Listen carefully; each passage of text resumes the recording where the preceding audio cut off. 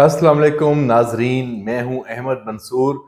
बहुत बड़ी बड़ी खबरें हैं, बड़ी बड़ी डेवलपमेंट्स पाकिस्तान के जो सियासी मंजरनामा है, जो कौमी मंजरनामा है, उसमें हुई हैं। जो एक बड़ी पेशरफ्त है वो तो एक आइनी तरमीम है, वो 17 अक्टूबर को मंजूर होने जा रही थी। उसके लिए कौमी असम्बली और सेनेट के जो इजलास थे वो तलब कर लिए गए थे, लेकिन एक डेवलपमेंट फिर लाहौर में हुई। एक बड़ा इजलास, बड़ी मीटिंग, बड़ी मुशावरत इस वक्त जब हम ये वीलॉग रिकॉर्ड कर रहे हैं तब भी हो रही है। वहां से कुछ चीजें सामने आई हैं, वो आपसे शेयर करता हूं। लेकिन आपको इस वीलॉग में ये भी बताऊंगा कि बानी पीटीआई इमरान खान जो ऑक्सफोर्ड यूनिवर्सिटी के चांसलर बनने के इलेक्शन के हवाले से बहुत ज्यादा खबरें इन थी कि उनके मुकाबले में तो कोई है ही नहीं और वो तो बने ही बने। वहां से क्या खबर आई है और वो क्या खबर है, उसके पीछे क्या है और तहकीकात क्या हुई हैं, वो सारी तफसील आपके सामने रखूंगा कि उस पे अब क्या हो रहा है। बहुत इंटरेस्टिंग डेवलपमेंट है, वो इस वीलॉग में एंड पे आपको मैं बताऊंगा। लेकिन पहले जो ये आईनी तरमीम का मामला है, जुडिशल इस्लाहात के हवाले से है, सबको पता है, तय हो चुका है। इसमें नंबर गेम हुकूमत के पास पूरी हो चुकी है, ये भी पता है। उसमें पीटीआई के लोग हैं, वो भी हुकूमत की इस आईनी तरमीम को वोट कर रहे हैं। ये भी हमारे पास इंफॉर्मेशन है कि कौन कौन कर रहे हैं। सेनेट भी मैनेज हो गया है, क्योंकि कौमी असम्बली और सेनेट दोनों से 2/3 अक्सरियत चाहिए होती है आईनी तरमीम की मंजूरी के लिए। तो ये नंबर गेम पूरी हो चुकी है।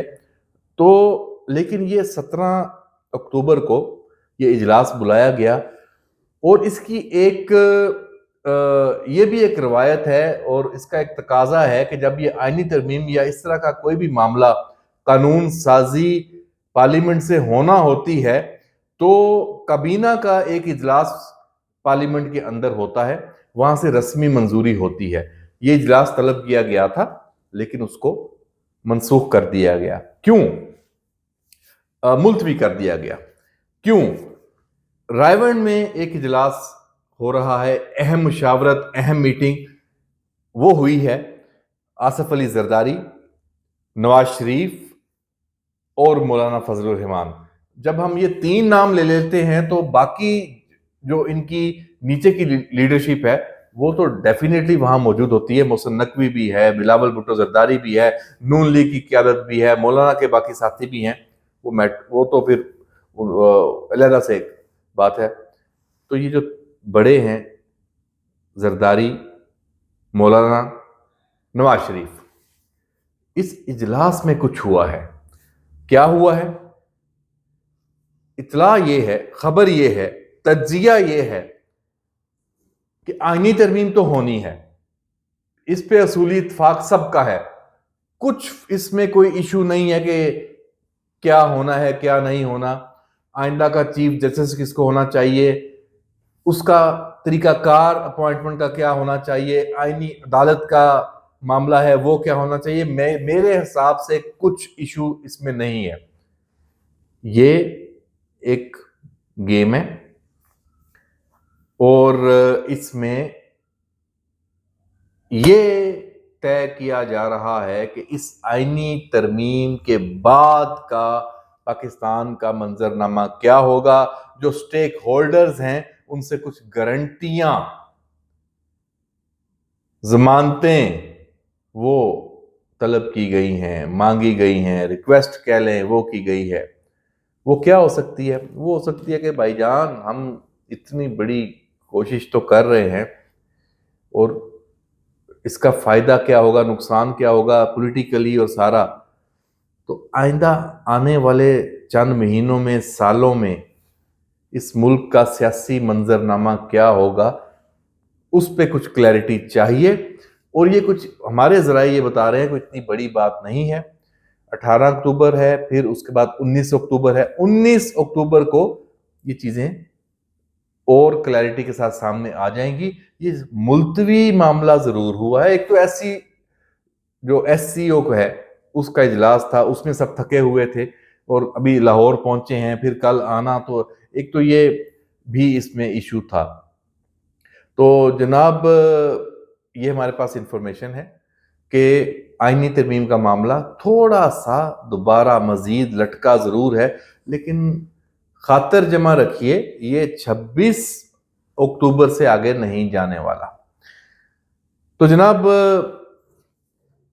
یہ تو ہم نے آپ کو بتا دیا آئینی ترمیم کا معاملہ، اور جو سب سے بڑی خبر، جو شنگھائی تعاون تنظیم کا جو اجلاس ہوا، اس میں بھی یہ خبر تھوڑی چھپ گئی، لیکن یہ اس سے بھی بڑی خبر ہے۔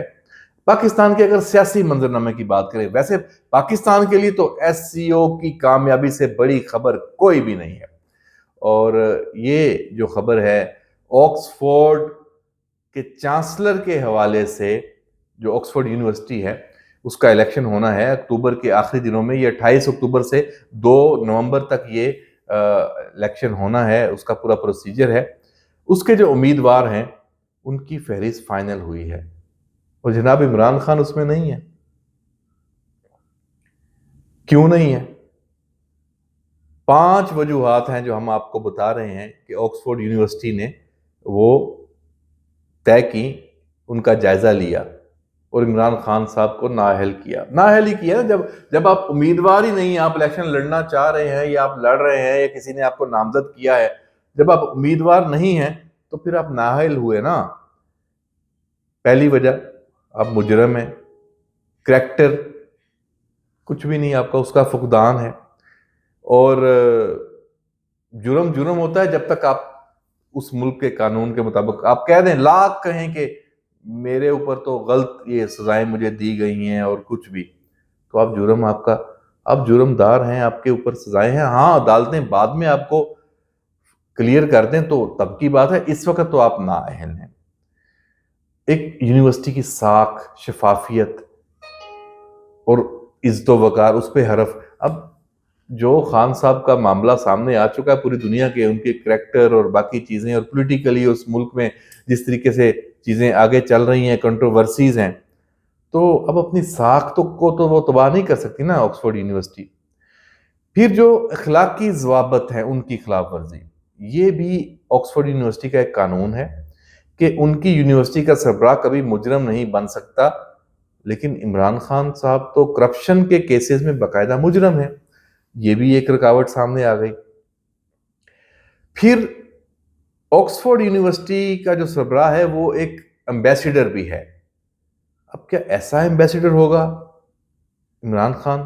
تو یہ بھی ایک اہلیت پہ کویسچن مارک آ گیا کہ وہ تو جگ ہنسائی کا سبب بنے گا نا، کہ پاکستان میں اس کے خلاف کیا ہو رہا ہے، اس کی چیزیں، اس کی بیٹی کے اوپر کویسچن، وہ خود نہیں مان رہا، بہت ساری چیزیں ہیں، بہت ساری، لمبی فہرست ہے، یہ بھی ایک کویسچن مارک تھا۔ اب جو کچھ قواعد و ضوابط بھی ہوتے ہیں اپنی، کہ جو مشتبہ کردار ہیں، وہ ان کی یونیورسٹی کا چانسلر بھلے ثابت ہو نہ ہو، مشتبہ تو ہے، تو اس بنیاد پہ بھی۔ تو بہرحال جی، خبر یہ ہے کہ عمران خان جو بڑا تھا کہ جی Oxford university, Imran Khan chancellor, کہانی ختم ہو گئی۔ اب اس میں ایک اور انٹرسٹنگ صورتحال ہے جو آج کے ویلاگ میں ہم آپ کو دینے جا رہے ہیں، یہ بریکنگ نیوز بھی ہے اور یہ بڑی خبر ہے، اور پاکستان کے حوالے سے کہ کیسے بیچا جاتا ہے، کیسے پیسہ بنایا جاتا ہے، کیسے مال بنایا جاتا ہے۔ زلفی بخاری، رشتے میں تو داماد بھی لگتے ہیں، اور بھی بڑے رشتے ہیں۔ تو جناب اس آکسفورڈ چانسلر کی جو چانسلرشپ کی مہم ہے، اس میں وی ٹی آئی کو بھی دھوکہ دیا، پاکستان میں اپنے لاکھوں چاہنے والوں کو بھی، بیرون ملک فائنانسرز کو بھی مال بٹورا زلفی بخاری نے۔ اور یہ جو 30 امیدوار حتمی جاری ہوئے ہیں اس میں خان صاحب نہیں ہیں، لیکن زلفی بخاری اپنے پیسے کھڑے کر چکے ہیں۔ زلفی بخاری صاحب نے اپنے پیسے کتنے کھڑے کیے ہیں؟ اطلاع یہ ہے کہ کروڑوں روپے پاکستانی، اور کروڑوں روپے اس سے بھی بڑی بات ہے، انہوں نے یہ کام پہلی دفعہ نہیں کیا، وہ پہلے بھی کرتے آئے ہیں۔ اس کام کے لیے پیسے چندہ جمع کرنا، اچھا کیا کیا؟ پیسے کیے کہ ہم اس کے لیے کمپین کریں گے، مہم چلائیں گے، عمران خان کو آکسفورڈ کا جب چانسلر بنوائیں گے تو پاکستان پہ پریشر بنے گا۔ تو زلفی بخاری صاحب نے جب یہ سب کچھ کیا تو کیا کیا؟ چند آرٹیکل لکھوا دیے مختلف برطانوی میڈیا میں اور باقی، کہ میری رائے میں ہموار کر رہا ہوں، اور سارا سوشل میڈیا پہ کچھ پیسہ خرچ کر دیا جو کچھ وہاں پہ لوگ بیٹھے ہوئے ہیں، باقی سارا پیسہ جیب میں۔ تو جناب خبر اور تجزیہ سب کچھ آپ کے سامنے ہے۔ برطانیہ سے بھی یہ آ گئی کہ عمران خان آکسفورڈ یونیورسٹی کے جو چانسلر کا الیکشن ہے، اب اس میں ان کی کوئی اہمیت، کوئی حیثیت نہیں ہے، اور پاکستان میں ایس سی او کو سبوتاج کرنے کے لیے جو کیمپین تھی اس میں بھی وہ ناکام ہو گئے، پوری رجیم جو سارے یہ لوگ ہیں۔